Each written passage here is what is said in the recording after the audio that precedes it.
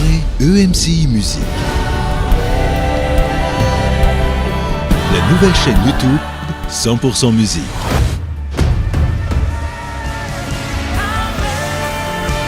Vivez des moments forts de louange et d'adoration avec Dena Moana, Jean-Jean, Sandra Kouamé, Marcelo Tounassi, Atoms et Nadège Mbouma, Gordon et Marisa Mort et bien plus.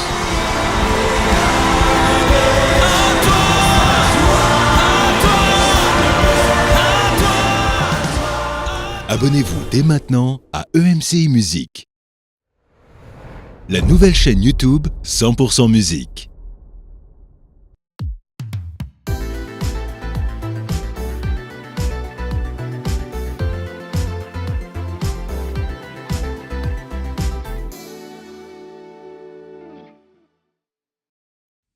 Bienvenue sur Teach.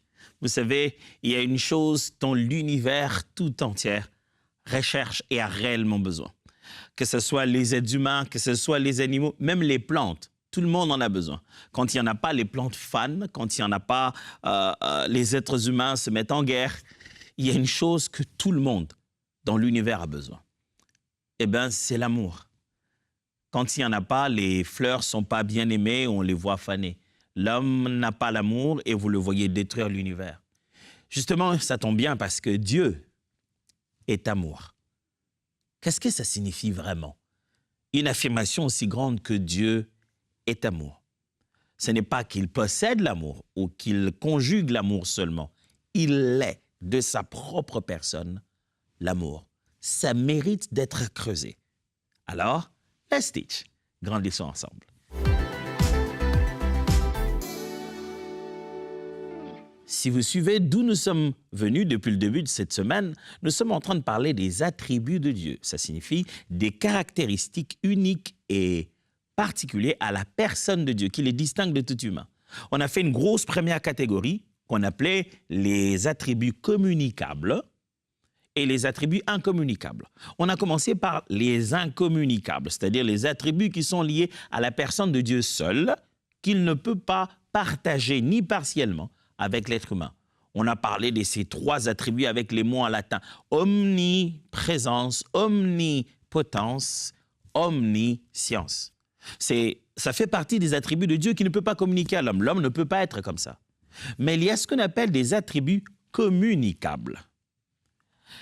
Caractéristiques que Dieu partage imparfaitement avec l'homme. C'est-à-dire l'homme vit ça, mais de façon imparfaite. Dieu en a la perfection et l'homme en a l'imperfection.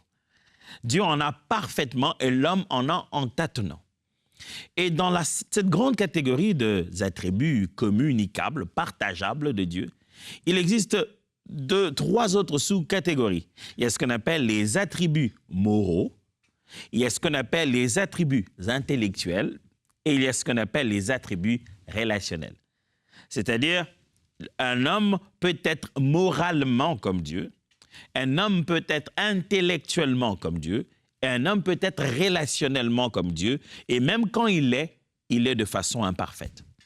Dans cette grande catégorie d'attributs communicables et dans la petite catégorie d'attributs dits moraux, il existe un attribut qu'on appelle l'amour, qui est à la fois un attribut moral de Dieu, mais comme c'est dans la catégorie du communicable, certains le regardent comme un attribut relationnel. Mais l'amour.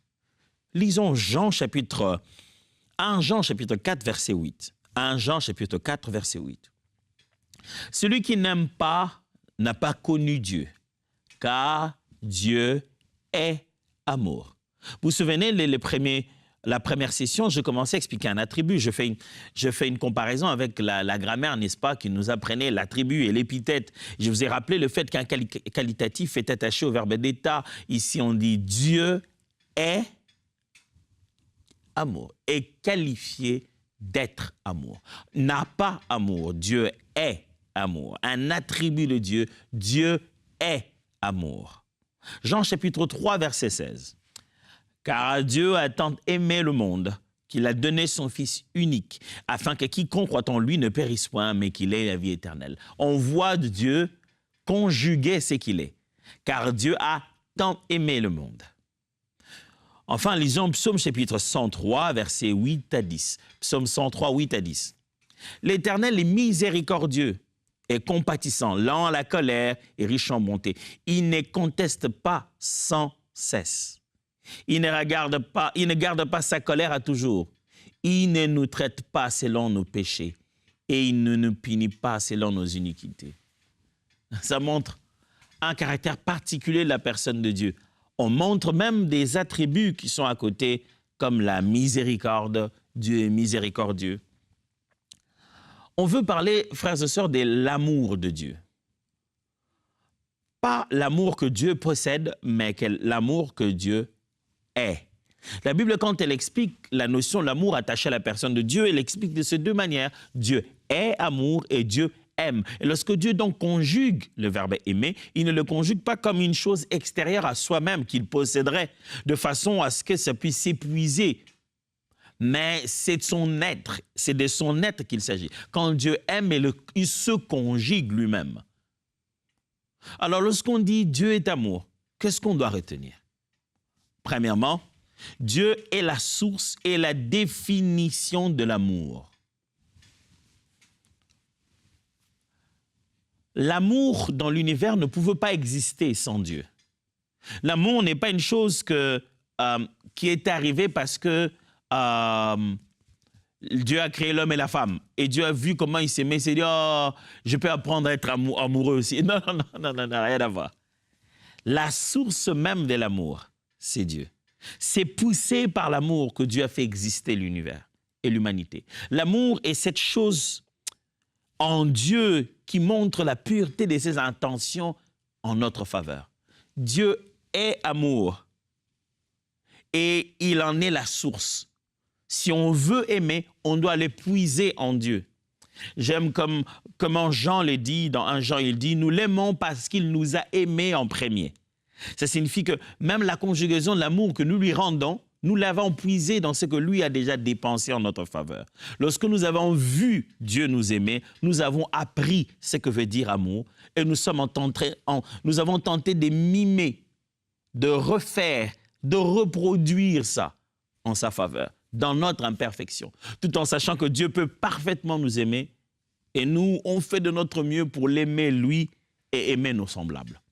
Dieu est la source, mais aussi la définition de l'amour. Si vous voulez définir l'amour, regardez comment Dieu est, regardez ce que Dieu fait. Je vais en profiter ici pour attirer notre attention sur quelque chose qui arrive souvent dans notre société. Dans la société, surtout celle d'aujourd'hui, nous avons fait un phénomène de miroir inversé. Ça signifie que nous, quand nous levons la main gauche, vous savez, c'est ça le miroir. Quand je lève ma main gauche, vous avez l'impression que quand c'est dans le miroir, il a l'impression que j'ai levé ma main droite. On a l'impression que c'est lui qui est dans le miroir a levé la main droite. Et nous sommes en train de faire cet effet de miroir inversé. C'est-à-dire que quand nous levons la main droite de notre côté, nous voulons que Dieu lève sa gauche. Donc, nous ne connaissons pas bien la droite de Dieu. OK, pasteur, c'est trop de mystères, tout ça là. Dis-nous, tu veux dire quoi en des mots simples? Je vais dire ceci. L'être humain a tendance à définir l'amour à sa manière, à l'appliquer. Il s'est dit, si j'aime, ça veut dire que je laisse mon enfant faire ce qu'il veut. Si j'aime mon enfant, je le soutiens dans n'importe quelle décision. Si j'aime mon enfant, je l'accompagne dans ce qu'il veut. Il s'est dit, c'est ça l'amour. Il s'est dit, c'est ça l'amour, j'ai aimé mon enfant, quelles que soient les décisions, quel que soit ce qu'il a voulu faire, même quand je ne suis pas vraiment à 100% d'accord avec ce qu'il veut faire, mais c'est ce qu'il veut, c'est son choix, j'aimerais l'accompagner, si je suis son père, je l'aime, je l'accompagne dans ses choix, je respecte ce choix. L'homme a appelé ça l'amour. Et maintenant, l'homme oublie que c'est lui l'image et que c'est Dieu l'original. L'homme s'est dit, si moi j'aime comme ça mon enfant, donc Dieu est censé nous aimer comme ça. Vous avez tout faux. Tout faux. Ce n'est pas parce que vous avez laissé vos enfants faire tout ce qu'ils veulent, y compris des bêtises et de choix irréparables. En leur apportant votre présence, vous appelez ça de l'encouragement, en train de les guider petit à petit à la perversion éternelle, que vous appelez ça de l'amour. Ça signifie que Dieu, c'est ce que Dieu est. Dieu n'est pas ça du tout. Vous ne devez pas définir l'amour et imposer à Dieu d'être comme ça. Et à cause de ça, maintenant, on se rapproche d'un Dieu à l'église. Quand on écoute un certain message, on dit non, Dieu ne peut pas être comme ça. Moi, je ne peux pas prier un Dieu qui permet à ce que les gens meurent dans la société. Si c'est un Dieu d'amour, comment les gens meurent? On est maintenant confus au sujet de l'amour parce qu'on l'avait défini avec nos mots et on a tenté de prendre ce qu'on a compris de l'amour, le faire porter à Dieu. On se rend compte que c'est un habit qui n'est pas à sa taille. Et puisque c'est nous qui pensons que nous avons défini l'amour, on se dit Dieu a un problème, il n'aime pas. Oh, vous avez tout faux. Ce que vous avez appelé l'amour, ce n'est pas l'amour. Vous voulez connaître l'amour? L'amour, c'est voir mon enfant prendre des décisions qui ne sont pas tellement bonnes pour sa vie, le contredire tellement, lui opposer tellement au point que mon enfant soit si fâché qu'il est prêt à me tuer et que je suis prêt à aller à la mort, mourir pour lui, parce que je l'aime. Mais ne jamais lui laisser continuer à faire sa bêtise. Je suis prêt à être le prix ultime à payer pour l'éveiller sur sa bêtise.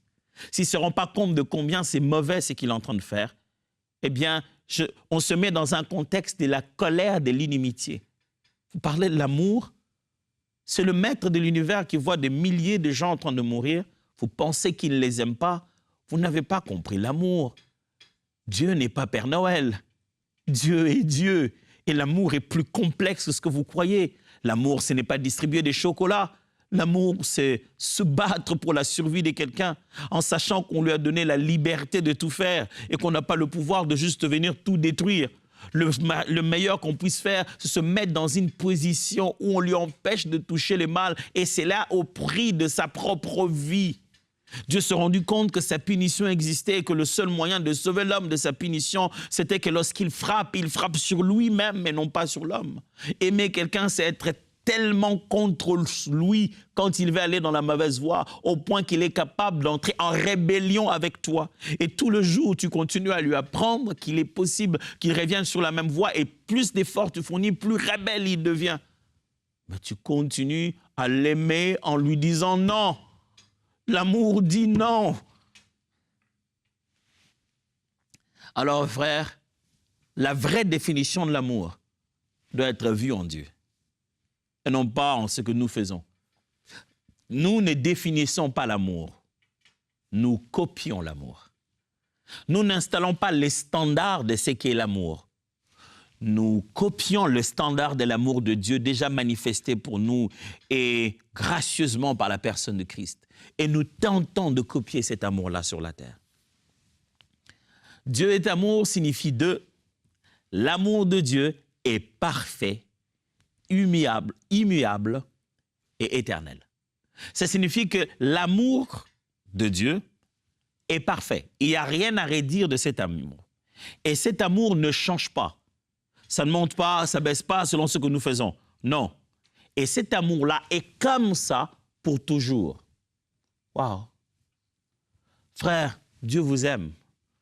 Ma sœur, Dieu vous aime. Je ne sais pas comment vous vous sentez aujourd'hui en écoutant ceci. Vous vous sentez sale, vous vous sentez loin de Dieu. Ce ne sont pas vos sensations qui ont changé les sentiments de Dieu.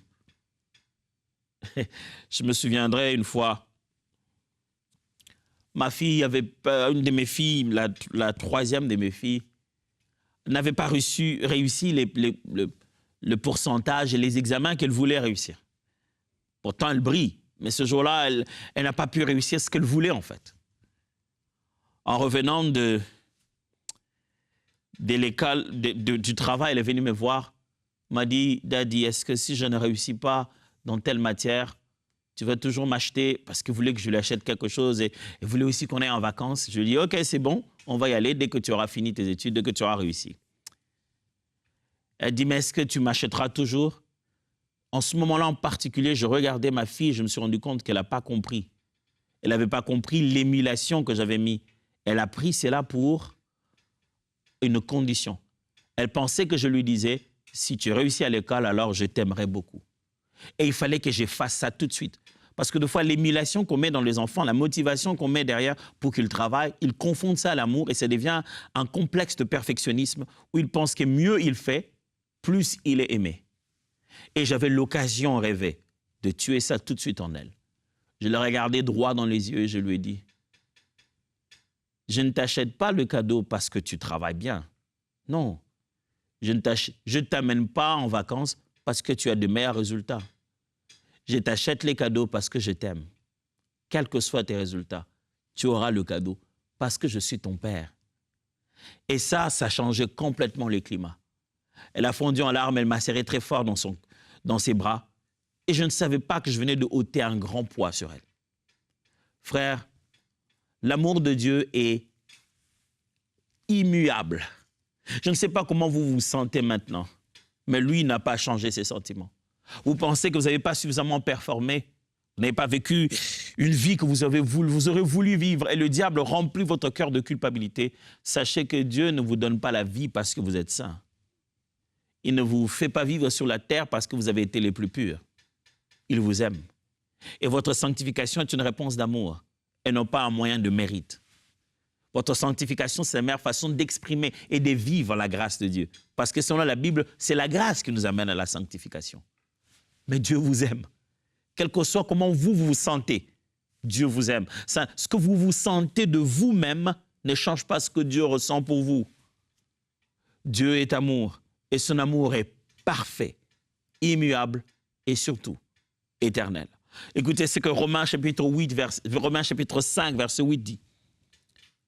Mais Dieu prouve son amour envers nous en ce que lorsque nous étions encore des pécheurs, Christ est mort pour nous. Oh! Dieu prouve qu'il nous aime. Comment? Parce qu'avant que nous puissions traverser de l'autre côté, avant que nous puissions traverser du camp du royaume de fils de son amour, traverser, c'est lui d'ailleurs qui l'a fait traverser. Avant que nous venions du bon côté, lorsque nous étions encore du mauvais côté, Christ est mort pour nous. Jésus est allé à la croix non pas pour ceux qui sont bons, il est allé à la croix pour tous ceux qui sont mauvais. Jésus est mort pour la manière dont tu te sens aujourd'hui impur, sale. C'est pour cet état de choses que Jésus est mort, afin que sa mort t'attire vers Dieu. Éphésiens chapitre 2, versets 4 à 5 dit « Mais Dieu est si riche en bonté. Lorsque nous étions encore plongés dans la mort à cause de notre désobéissance, il s'est chargé de nous avec amour et nous a conduits vers une vie nouvelle, en nous communiquant la vie même du Christ. N'est-ce pas pure grâce que vous ayez pu être sauvés? » Il dit, il s'est chargé de nous avec amour. N'est-ce pas pure grâce que vous avez été sauvés? L'œuvre du salut que Dieu a manifestée n'est pas donnée aux parfaits. Dieu n'a pas sélectionné les élites en disant, vous, moi, vous n'êtes pas comme eux. Vous n'êtes pas des pécheurs, je vous prends vous. Il s'est rendu compte que tous ont péché et sont privés de la gloire de Dieu. S'il y a un prix à payer, payez-le pour tout le monde, pendant qu'ils sont encore mauvais. L'amour de Dieu est parfait, immuable et éternel. Et troisièmement, les caractéristiques de l'amour de Dieu. Je voulus en troisième chose, lorsqu'il faut savoir qu'est-ce que c'est que l'amour, non seulement que vous sachiez que Dieu est la source et la définition de l'amour, et que l'amour de Dieu est parfait, immuable et éternel, mais que vous compreniez les caractéristiques de l'amour de Dieu. Je ne fais pas une liste exhaustive, mais voici les caractéristiques de l'amour de Dieu. 1. C'est un amour inconditionnel. Ça signifie, Dieu ne te demande rien en avance. Dieu ne te demande rien de préalable avant de t'aimer. Dieu n'est pas là dans une transaction. L'amour de Dieu n'est pas une transaction. Il ne se dit pas, écoute, moi j'ai l'amour à donner, hein. Moi je peux bien aimer, dis-moi, mais toi tu as fait quoi pour que je t'aime? Avant que Dieu ne te mette dans la liste de l'amour, il ne regarde pas tes bienfaits. Il ne présélectionne pas. Il n'y a pas d'algorithme qu'il lance en avance en disant « ça va présélectionner les aimables et les non aimables ». Non. Dieu ne pose aucune condition pour recevoir son amour. C'est par son amour que nous sommes sauvés. Deuxième caractéristique de l'amour de Dieu. L'amour de Dieu est un amour sacrificiel. Ça signifie que quand Dieu nous aime, il est prêt à payer les prix qu'il faut pour notre bonheur. Il est prêt à donner ce qu'il a à donner, fournir l'effort qu'il a à fournir, quant à même en arrivant à un sacrifice. Jésus-Christ est venu à la croix mourir pour nous afin de montrer l'amour de Dieu. J'aime comment la Bible le dit. La Bible dit, c'est à peine que l'on mourrait pour un homme de bien. C'est-à-dire qu'aujourd'hui, quelqu'un dise, non, moi je vais quand même mourir pour lui, c'est quelqu'un de bien. Vous voulez le tuer, laissez-moi mourir à sa place. C'est rare, et je veux dire même très très rare, et quasi inexceptionnel. Voilà, on dirait que ça n'existe même pas. Mais mourir pour les pécheurs, c'est encore pire. J'acceptais un coup de fouet pour quelqu'un qui est bon, parce que je le trouve maigrichon, incapable de le supporter, je l'aime tellement. Je prends quelques coups de fouet à sa place. Mais de là, mourir à sa place, pas parce qu'il est bon qu'il est innocent, mais parce qu'il est coupable et je le sais. J'étais là, je l'ai vu le faire. Et il n'y a rien en lui qui donne l'impression qu'il a une bonne tendance à se repentir. Mais je me dis, mourir à sa place lui fera prendre conscience de son erreur. Mon frère, Jésus est mort à la croix pour toi. Aujourd'hui, pendant que tu m'entends, c'est peut-être le jour qu'il fallait pour que tu donnes ta vie à Jésus. Et que tu arrêtes de trimballer à gauche, à droite. Dieu t'aime et il t'aime inconditionnellement. Il t'aime et le prix a été payé pour ça. Il est temps pour toi de te dire, cette vie que je vis ne sert à rien. Un prix énorme a été payé pour que je ne continue pas à vivre ça. Si on achète des habits pour toi à un grand prix, tu continueras toujours à te promener avec des habits délabrés? Non. Tu entreras tout de suite en possession des habits qu'on t'a achetés. L'homme pécheur, l'homme devenu nu. Le sacrifice est venu de Dieu pour le couvrir. Christ est mort pour que nous puissions nous revêtir de lui. Donne ta vie au Seigneur. Et aujourd'hui, c'est le jour. Et maintenant, c'est le moment. Et je vais même t'y conduire s'il le faut. Que dois-tu faire? Juste rendre grâce à Dieu, prier et accepter que Christ devienne ton maître. Une simple prière. Répète avec moi. Seigneur Jésus, j'ai pris conscience de la vie que je menais. Et aujourd'hui, je décide de tout abandonner. Deviens mon Seigneur, deviens mon maître. Pardonne mon péché et accepte-moi avec toi. Saint-Esprit, remplis-moi pour que je vive une vie nouvelle. Merci Seigneur de m'avoir écouté et de m'avoir exaucé. Au nom de Jésus, Amen. Si en plein milieu de cette session, je tout arrêtais pour parler directement à toi, à mon frère, ma sœur, c'est parce que l'amour de Dieu est inconditionnel. Je ne peux pas attendre à condition que j'ai fini avant de te montrer la porte du salut. Le prix a été payé il y a tellement longtemps qu'on n'a plus le temps à perdre. Je vais vous parler des caractéristiques de l'amour de Dieu parce que nous sommes en train de parler de l'attribut de Dieu. Dieu est amour. Et je vous dis que les caractéristiques de l'amour de Dieu sont que c'est un amour inconditionnel, un amour sacrificiel, mais aussi un amour relationnel et personnel. Dieu ne nous aime pas comme si c'était un fait scientifique, un principe universel.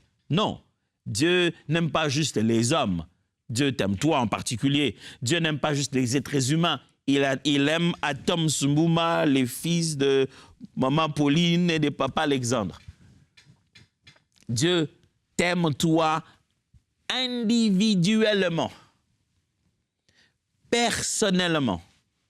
Et il ne t'aime pas seulement pour que tu te dises que le Créateur de l'univers a des bons sentiments à mon égard. Non, il veut réellement une relation avec toi. Dieu t'aime pour que vous puissiez vous comprendre, vous parler, vous connaître. Dieu t'aime pour bâtir une relation. Et enfin, comme caractéristique de l'amour de Dieu est un amour universel, mais particulier. C'est-à-dire, Dieu aime à la fois toute la création et il aime chaque créature. Je récapitule. Les caractéristiques de l'amour de Dieu, c'est un amour inconditionnel, c'est un amour sacrificiel, c'est un amour relationnel et personnel, et aussi un amour à la fois universel, mais particulier. Que faire de tout ça? Pasteur, c'est bien fort que tu dises que Dieu nous aime, je prends conscience de l'amour de Dieu. Je prends conscience que Dieu n'est pas un être machinique qui est en train de contrôler l'univers comme un central des extraterrestres avec des ordinateurs de puissance maximale qui est en train de gérer les êtres humains et faire des expériences. Ce n'est pas Dieu. Dieu est un Père rempli d'amour. Mais que faire de tout ça? Recevez l'amour que Dieu donne. Dieu ne s'attend pas à plus. Il s'attend seulement que vous puissiez dire oui à l'amour qu'il vous a donné. Il me l'a donné quand? Il vous l'a donné en vous donnant le souffle de vie ce matin. Depuis le moment où vous êtes réveillé, Dieu vous a donné le souffle de vie. Il vous donne autant d'autres petites preuves au cours de la journée pour vous montrer qu'il vous aime. Alors, acceptez cet amour. Ça voudra dire quoi? Ça voudra dire déjà faire le tout premier pas dont je parlais tout à l'heure. Car Dieu a tant aimé le monde qu'il a donné son Fils unique. Il donne Christ. Avez-vous accepté Christ? Si vous avez accepté Christ, avez-vous accepté tout ce qui vient avec lui? Acceptez l'amour de Dieu dans sa totalité. Deuxièmement, pratiquez l'amour comme Dieu. Si Dieu est amour et que vous êtes un enfant de Dieu, eh bien, c'est un attribut communicable. Vous devez, vous aussi, être capable de montrer l'amour à une certaine mesure. Ouais, c'est vrai que c'est pas facile. L'amour ne supporte tout. L'amour ne fait pas ceci. L'amour ne fait pas cela. Des fois, quand on lit 1 Corinthiens 13, on se dit, est-ce que c'est faisable? Oui, c'est faisable. L'Éternel t'en donnera sa force. Et même plus, pour ceux qui sont enfants de Dieu, le Saint-Esprit, qui fait déborder l'amour de Dieu dans nos cœurs, nous rendra capables d'aimer comme lui. Progressivement, petit à petit. Dieu est amour, ça devrait te pousser à pratiquer l'amour autour de toi. Autant de façon inconditionnelle, sacrificielle, relationnelle et particulière. C'est ça l'amour dont nous devons aimer les hommes autour de nous aussi. Et enfin, que faire de tout ça? Vous devez partager le message de l'amour de Dieu. L'amour de Dieu est un puissant message dont l'univers a besoin. Les hommes ont besoin de savoir que Dieu les aime. Pas pour qu'ils aient continué à faire leur mal, que Dieu les aime, qu'il a donné son Fils unique. L'évangile qui se limite à dire aux gens que Dieu est amour est un évangile incomplet. Parce que le message que nous portons, ce n'est pas juste dire aux gens « Dieu est amour, Dieu aime tout le monde, Dieu vous aime seulement, venez comme vous venez. » Dans tous les cas, Dieu est amour, Dieu m'aime. Même si les hommes ne t'aiment pas, même si les hommes ne m'aiment pas, ils me condamnent. Les gens ne font que condamner, mais Dieu aime. Non, ce message-là est faux. Le message intégral de l'évangile dit « Dieu a tellement aimé le monde qu'il a donné son Fils unique, afin que quiconque croit en ce Fils-là ne périsse point. Dieu a vu qu'on va périr. Dieu a vu que quelque chose de mal arrive. Dieu a vu que l'univers est entré dans une pente glissante qui ne pourrait jamais se redresser. Et parce qu'il aime, il a donné. Dieu n'aime pas seulement, Dieu a donné. Il faut répondre à l'amour de Dieu. Le sens de dire que Dieu t'aime, ce serait de répondre à cet amour en donnant ta vie à Christ et en acceptant de vivre en conformité de vie. C'est ça notre message. Si on a rencontré l'amour de Dieu, nous devons partager l'amour de Dieu aux autres. C'est fait. On a parlé de ça, l'amour de Dieu. Dieu est amour. J'espère que pendant ce moment, vous avez pu comprendre quelque chose. Et par-dessus tout, ma prière, c'est qu'une révélation claire de l'amour de Dieu vous arrive. Prions. Père, je prie pour que quiconque m'entend maintenant, au son de ma voix et au courant de cette émission et de tout ce que nous avons partagé, je prie qu'une révélation claire de l'amour de Dieu traverse son cœur.